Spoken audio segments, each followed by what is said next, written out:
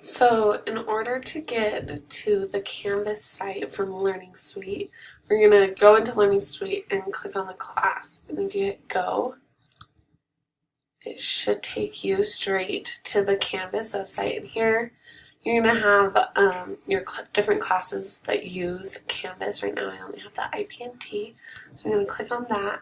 And here's the schedule for the class.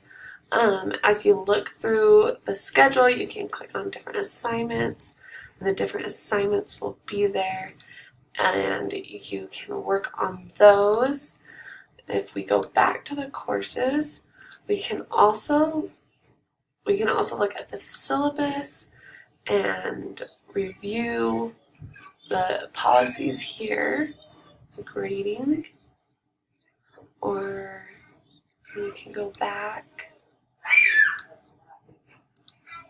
And here you can check your grades and make sure everything's up to date and follow through with what you have to get done.